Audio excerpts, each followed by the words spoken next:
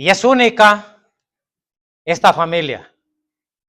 No hay dos que van para el cielo, es una sola familia. Y esa familia no está siendo formada por voluntad de hombres, sino que es una familia que el bendito Hijo de Dios, Él la está sacando de este mundo para llevarla al cielo mismo. Hermanos, todavía estamos aquí y mientras estemos aquí, una misión tenemos que cumplir, todos y cada uno de nosotros. Y gracias a Dios por las oraciones que escuchamos y por los propósitos. Una iglesia que no tiene propósitos, pues es una iglesia que no hay esperanza en ella de poder ver mejoras en el crecimiento de miembros como en entendimiento y sabiduría.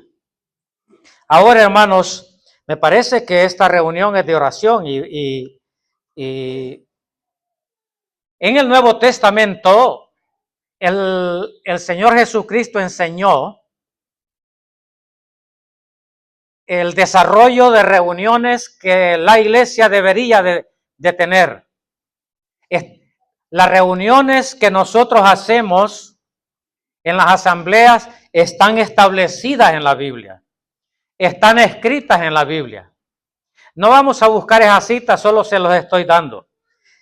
En los Hechos, nosotros tenemos en el capítulo 2 el establecimiento, y no lo busque, hermano, porque tenemos otras citas. Tenemos entre todas las reuniones que están allí tenemos el culto de oración. Hermanos, yo vengo predicando acerca del culto de oración. No sé si nosotros los cristianos sabemos la importancia de los cultos establecidos en la palabra de Dios. Esos cultos que están establecidos en la palabra de Dios, cada uno tiene un propósito. Y el culto de oración es de conocer cuál es el propósito por el cual el Señor lo estableció. Él, cuando instituyó la cena del Señor en el Evangelio de Mateo, capítulo 26, y del verso 26 en adelante, nosotros tenemos establecido el final de la Pascua y el inicio de la cena del Señor. Es un culto establecido. Y en los Hechos capítulo 2, allá aparece la cena del Señor, pero también aparece que los primeros hermanos, ellos se reunían a un culto de oración. Bueno, hermanos, es necesario saber cuál es el propósito del culto de oración.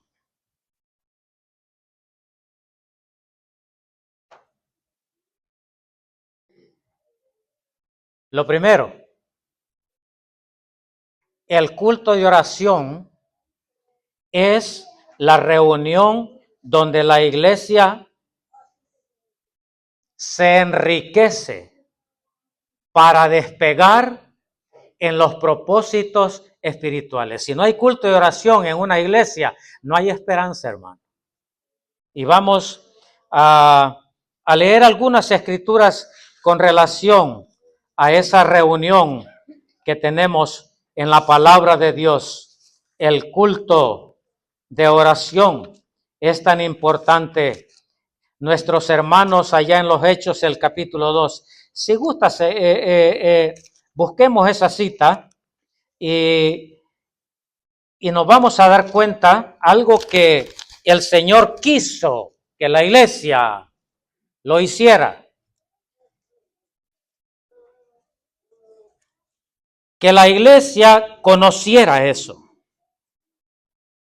Y vamos a ver acá en el capítulo 2 y el verso 41.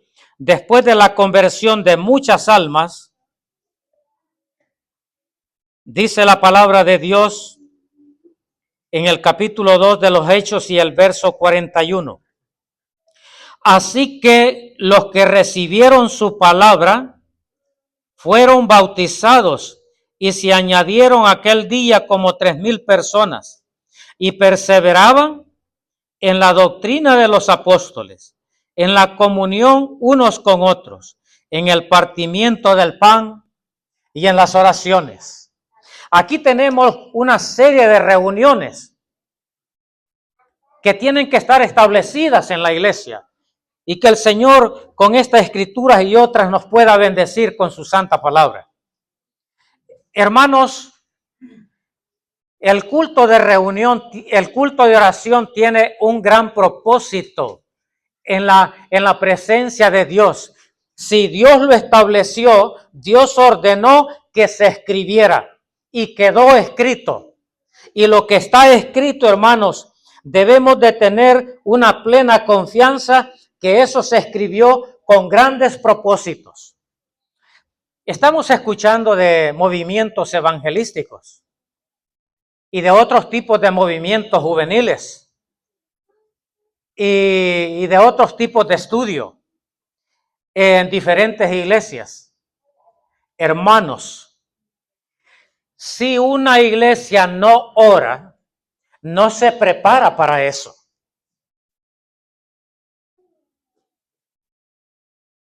No nos movamos si nosotros primero no encomendamos al Señor esos propósitos. Ahora, malo es que nosotros estemos orando y orando por los años y no hacemos nada. Pero cuando nosotros ponemos delante del Señor, nosotros podemos conocer, nosotros tenemos que confiar que esas oraciones, con todo propósito, esas oraciones suben hasta el cielo mismo. Y el Señor, Él premia a su pueblo que tiene ese cuidado y reverencia de buscarlo primero a Él. Bueno, este culto de oración ha sido amenazado por las mismas iglesias, ¿sabe? Al culto que pocos quieren venir los creyentes es al culto de oración. Y sacan sus argumentos, se los exponen y dicen, es que es un culto para venir a dormir, es un culto que aburre, y ponen cosas tan feas por el estilo. Cuando no se dan cuenta que ese culto es el que enriquece la iglesia. Si no hay oración, no hay bendición. Puede haber un poderío económico, intelectual, juvenil, de fuerza y todo lo demás en la iglesia. Pero si todo eso es carnal, es material, la iglesia no va a recibir bendiciones. Aunque hayan esfuerzos, aquí está el dinero, hermano, aquí está la fuerza, aquí está la inteligencia y vamos adelante. No, hermanos. No. Hay que ir primero a la presencia de Dios. Es lo primero. Hay que ir allá primero y encomendar nuestras almas al fiel Creador. Y a la vez, como ya estuvimos escuchando, poner delante del Señor aquellos propósitos, aquellas necesidades que están en el pueblo de Dios, que están en la vida personal de cada uno de nosotros. Entonces, en ese culto de oración, el pueblo viene a dar gracias por aquello que recibe del Señor.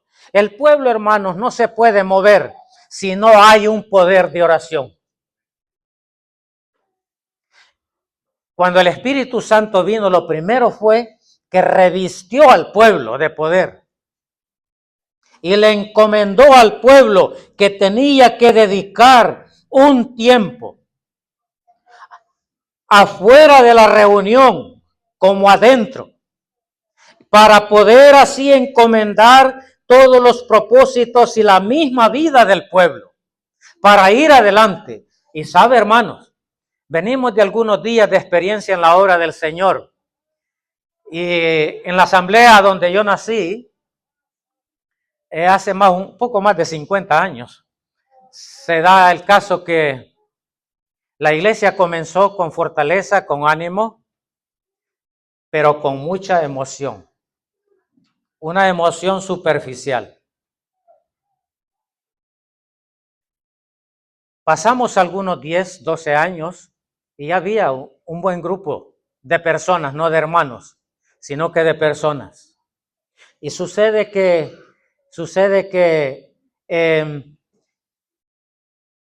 llegó a un momento de estancamiento en que no caminaba la iglesia, no crecía la iglesia, no tenía visión la iglesia.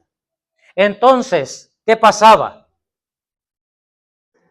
No sabíamos, habían dudas, ¿será que está sucediendo esto? ¿Será que está sucediendo lo otro? Y culpándonos los unos a los otros y etcétera, etcétera. Hasta que se llegó el momento en que nos reunimos un grupo de varones y nos propusimos a ir a un cuarto de atrás y allí arrodillarnos. Y no fuimos, no es que íbamos a pedir por una fuerza carnal, allí íbamos a pedir de rodillas, que el Señor se manifestara a través de la oración que hacíamos para que el pueblo lo limpiara, lo purificara, si habían pecados ocultos en ella.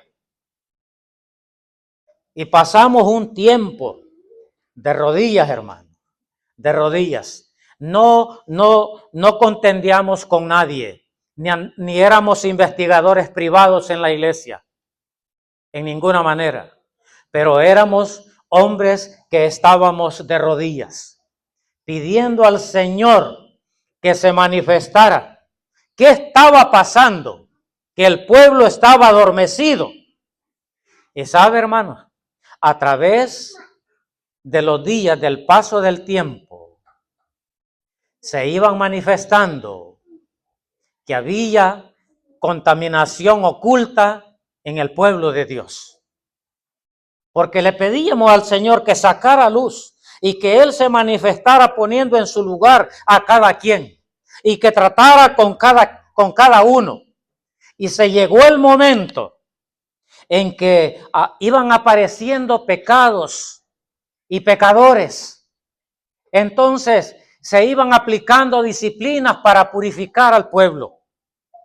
Y otros de repente iban saliendo y se iban yendo. Y el pueblo quedó bien cortito, bien pequeño.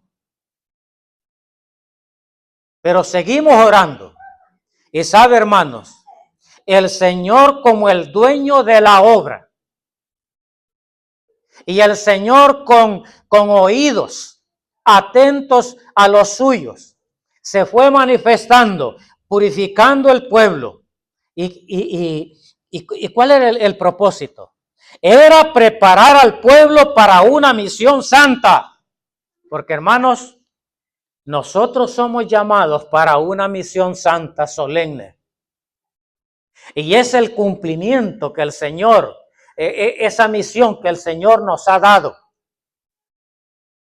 Prepararnos a través de la oración para el terreno donde nosotros vamos a ir a sembrar. Y aquí tengo un versículo que les quisiera dar. No dejemos, hermanos, nunca pensemos en que esta reunión se cierre local para que esta reunión se suspenda. Han habido iglesias que esta reunión la han convertido en una reunión social, en un círculo social de hablar de materialismo, de hablar de negocios, de hablar de visiones materiales. Y sabe, esas iglesias se encaminaron a la muerte y murieron, desaparecieron. Pero aquella iglesia que mantiene este culto vivo y que vienen con propósitos cada hermano, vamos para el culto de oración, porque allí nos enriquecemos. Porque es de la oración como nosotros recibimos, hermanos. Si no hay oración, no hay bendición. Que no se olvide eso. Yo lo escribo para que no se me olvide. Si no hay oración, no hay bendición. Y más oraciones, más bendiciones. Y sabe, después de algún tiempo allá en la asamblea fue creciendo y fue creciendo. Llegó al punto de tener hasta 80 miembros. Ahora, después de la pandemia, pues, debido a una serie de situaciones que se dieron, de enfermedades, otros murieron y etcétera, estamos en unos 40, 50 miembros. Pero nos satisface que aquellos sacrificios que hicimos de corazón y los seguimos haciendo hasta hoy, nos satisface que el Señor tenga una iglesia viva, tenga una iglesia de oración y tenga una iglesia de bendición. Y esa iglesia comparte bendiciones también. Es una de las asambleas más activas en El Salvador, donde llamadas caen de diferentes asambleas del país, de Honduras, de la zona sur de Honduras, y donde nos llegan llamadas de comunión, de necesidades, de propósitos, de hermanos, de obreros hondureños, de obreros salvadoreños, y donde compartimos esa comunión a través de trabajo espiritual en la obra, como también compartimos bendiciones materiales para el apoyo de propósitos que tienen hermanos y para sostenimiento de hermanos enfermos y obreros que necesitan de que estos hermanos, ellos terminen su vida espiritual protegidos, hermanos. Pero todo ello es porque nunca ha estado fuera de la visión de nosotros ir al culto de oración con propósitos. Ir al culto de oración con agradecimiento, que no se olvide eso. El Señor no se aburre, pero el Señor, Él quiere escuchar de su pueblo aquellas palabras de agradecimiento que salen del corazón del pueblo, por lo que el pueblo recibe. Y a la vez él está con sus oídos atentos a lo que el pueblo viene aquí a poner delante de su presencia. Y hermanos, después de la oración vienen las bendiciones. Pero ¿sabe? Se necesita sacrificio. Allí en Eclesiastés, si gusta y puede encontrar el libro, busquemos el capítulo 11, que ese versículo tanto me llama la atención y siempre lo analizo cuál es el propósito del verso. Capítulo 11 de este libro.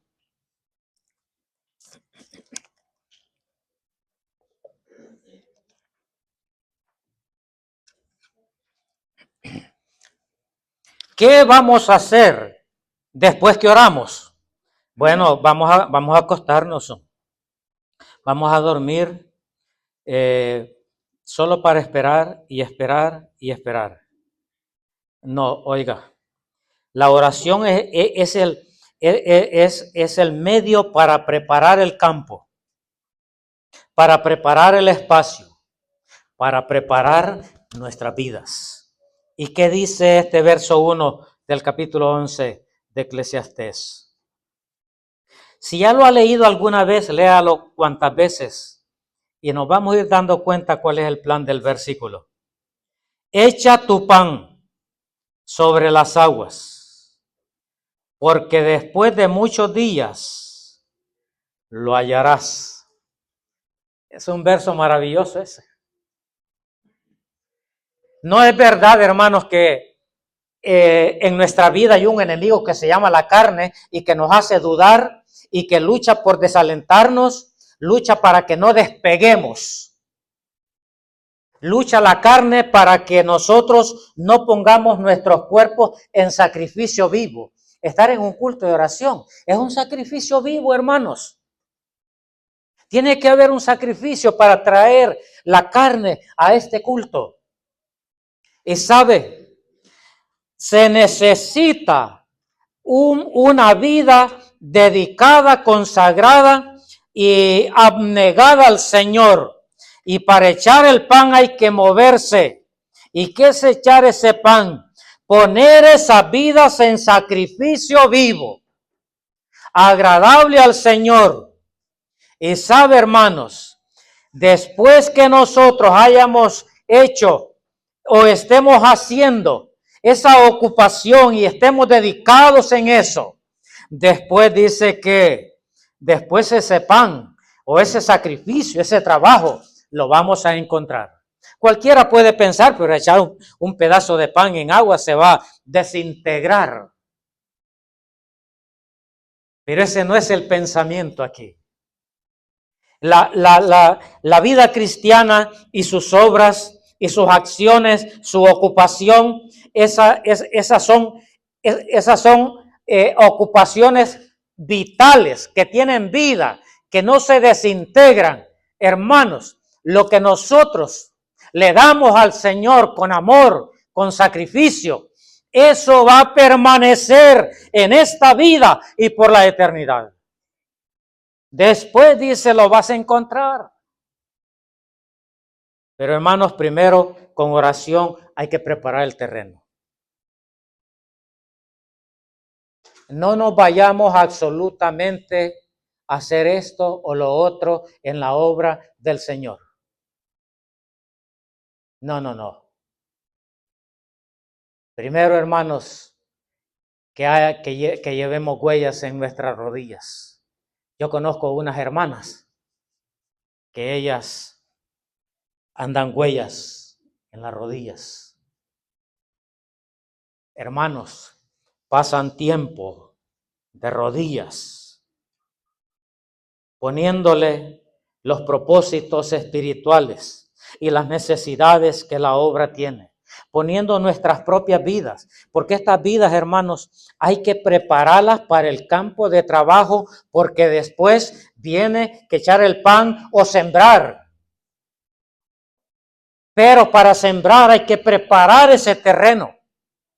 Y hay que prepararlo con vidas que estén conforme a la voluntad del Señor. Nuestras vidas al Señor le importan tanto, hermano. Nuestras vidas. Es lo primero. Y se lo voy a decir bíblicamente de lo que está escrito. Usted ya leyó una parábola y en esa parábola es una parábola del dueño de la obra y de talentos que repartió el Señor. Es una parábola que no está directamente hacia la iglesia, pero se puede aplicar a la iglesia. Se puede aplicar. ¿Y sabe qué hallamos en esa parábola en el Evangelio de Mateo 25? Donde el Señor, Él pudo repartir a cada uno a que funcionara con lo que el Señor le dio. Repartió a 3 y entre todo lo que repartió tenía valor. No es que porque repartió 5, 2 y 1, es que el que recibió 1, ese no tenía valor. No, si fue el mismo Señor que tenía poder para hacer que fructificara uno como para que fructificara el otro y el otro. Entonces, ¿qué vemos allí? Al Señor le importó la fidelidad. al Señor le importó la santidad y ese coraje de ir adelante, hacer lo que el Señor les ordenó. Y eso le enseñó el Señor allá en Josué el capítulo 1. Mira, tienes que hacer esto, pero esfuérzate y sé muy valiente. Entonces, ¿qué pasó? El Señor dice en el Evangelio de Mateo, Él vino a pedir cuentas. Y encontró entre el grupo a uno que era siervo malo. Mire, allá en el campo, bien se puede ver el sembrador que no sabe nada. Siembra y no cosecha, porque sembró y nunca preparó el terreno. Nunca lo vigiló, nunca lo mantuvo la siembra. Y esa persona no cosecha nada, y a la par hay otros que sí saben trabajar. Entonces, hermanos, el Señor le interesa que encima de esas rodillas orando, que esos siervos y esa iglesia, no importa el tamaño, la fidelidad, hermano, no está en el tamaño, está en el corazón de cada uno de nosotros. Y al Señor le interesa la fidelidad del pueblo, la fidelidad personal de cada uno. Y cuando Él está pidiendo cuentas todos los días. Él está viendo el comportamiento de nosotros todos los días. Algunos están esperando el tribunal. Aquí el Señor está viendo la vida de cada uno de nosotros. Y aquí el Señor derrama bendiciones. Y en el tribunal va a dar otras recompensas. Si el pueblo crece, los cristianos crecen en entendimiento y sabiduría, es porque el Señor los bendice en base a una fidelidad, a una constancia. Entonces, ¿qué vemos? El Señor enseñando esto y cuando Él viene a pedir cuentas, bueno, el Señor lo esperamos. En 2 de Corintios 5, allí viene el regreso de Él por nosotros. En 1 de Tesalonicenses 4, allí viene el regreso de Él por nosotros. Grato, hermanos, alegres, felices aquellos que en lo más mínimo pusimos nuestras vidas en sacrificio vivo. Y fíjese que el Señor nunca menciona requisitos en cuanto a acciones materiales que nosotros debemos de hacer, porque entonces fuéramos fracasados. El Señor nunca nos dice fulano, la familia de fulano, esos tienen que ser cristianos que tienen que disponer de esto para que me agraden. No, el Señor dio dos dones y dio 5 y dio 1. Y el Señor no pidió que quien recibió 5, ese tenía que producir otros 5. No. El Señor vino a buscar resultados. Hermanos, el Señor viene a buscar resultados de esa siembra que nos ha encomendado, que debemos de sembrar con esta vida. Debemos de sembrar en el campo que es el mundo, con las almas perdidas. Pero sabe, debe de haber un respaldo en el testimonio nuestro. Y tiene que haber un respaldo en el testimonio de la iglesia. ¿Le da miedo a los incrédulos venir a la iglesia? ¿Vendrán pensativos? ¿Será que hay actos de brujería o de esto, de desórdenes en la iglesia? No, hermanos, que el incrédulo tenga sed de querer venir y escuchar. Como un hombre me dijo una vez, yo voy a aceptar, lo voy a hacer, pero no lo voy a hacer donde está mi esposa, sino que lo voy a hacer con ustedes. El día que lo haga. Y lo hizo ese señor, ya está en el cielo. Pero él lo hizo. ¿Por qué? Y él lo dijo, ¿por qué? Él dijo, es que me agrada el orden, la doctrina que enseña, el testimonio que se ve en los hermanos. Cosas tan valiosas, hermanos. Oh, hermanos, pidamos y no dejemos de llevar a la presencia del Señor aquellas necesidades prioritarias que en el pueblo están. Y es que el Señor nos revista cada día más de entendimiento y sabiduría para poder darle el mensaje del evangelio al perdido. No lo invitemos a que venga a rezar. Tenemos que invitarlo a Cristo Jesús y nada más. Para que Él pueda hacer un acto verdadero de arrepentimiento. Y al pueblo hay que enseñarle la verdad y solo la verdad, lo que ocupa el pueblo, no lo que quiere escuchar el pueblo. Y hay que hacerlo, hermano, con todo amor, pero sabe, hay que orar al Señor en todo propósito, en los propósitos pequeños como en los grandes, como los propósitos dentro de la iglesia, como la misión que tenemos que cumplir allá afuera. Allá hay una misión que cumplir afuera, el evangelio hacia los perdidos, pero a la vez hay una misión, ¿sabe? Allá afuera hay iglesias pequeñas que hay que escucharlas cuando llaman, que se les dé apoyo. Nosotros recibimos llamadas de Honduras.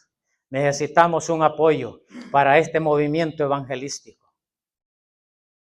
Y de otras partes del país necesitamos este apoyo para este ministerio.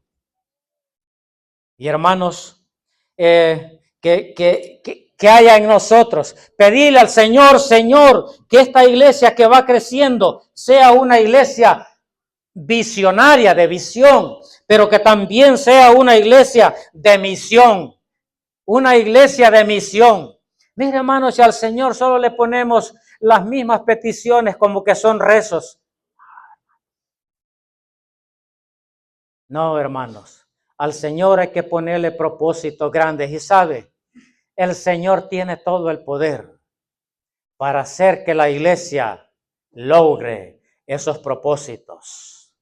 Esa iglesia en Freeport, esa iglesia es una iglesia bastante visionaria y misionera y es misionera. Es una iglesia que piensa en hermanos de Honduras, del Salvador. Oran. Ahora está creciendo, están haciendo la iglesia en Japa. Allá en Houston están haciendo otra. Y nos damos cuenta de ustedes. Y hermanos, saben, a lo lejos y de cerca hay oraciones por ustedes y por otros. Y sabe, hermano, ahí están las iglesias vivas. Yo no estoy de acuerdo, bueno, yo no quiero meter a otros, pero yo no estoy de acuerdo que hay predicadores que vienen al púlpito a meterle miedo a la iglesia. La iglesia del Señor, el pueblo del Señor está desapareciendo de la tierra porque está en fracaso. ¿Quién? ¿Cómo podemos nosotros atrevernos a decir que el pueblo del Señor está en fracaso en esta tierra? No, hermano, el Señor está preparando los que se va a llevar. Esos son los que está preparando el Señor. Entonces, vamos adelante con ese gran propósito. No dejemos de orar al Señor en todo lo que concierne a los propósitos personales. Cada uno tiene propósitos personales en la vida cristiana. Y sabe, hay propósitos que uno no los tiene en mente, pero los tiene Dios. ¿Sabe, mi hermano? El Señor va a haber un momento que lo va a llamar a otro campo y a otra área. Y se lo digo porque ya estoy allí.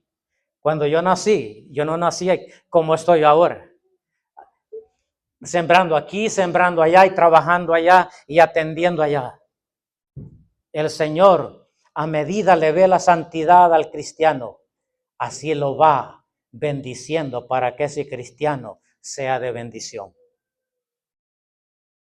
Y usted, hermana y hermano, usted es parte de ese plan que el Señor tiene, de que su pueblo vaya hacia adelante, derramando bendiciones. Bueno, hermanos, que el Señor nos pueda ayudar siempre y oremos los unos por los otros. Aunque nosotros no sabemos si ustedes tienen planes aquí, pero nosotros los ponemos al Señor. Cualquier propósito que tengan en cuanto al crecimiento de la iglesia, en cuanto a trabajar con los incrédulos y en cuanto a otros propósitos que pueden haber. Y es tan importante eso. No nos vayamos solos. Si no oramos al Señor, nos vamos a ir solos y no vamos a recibir bendiciones. Pero caminemos con Él y sabe, más oración, más bendiciones. Que el Señor nos bendiga con su palabra.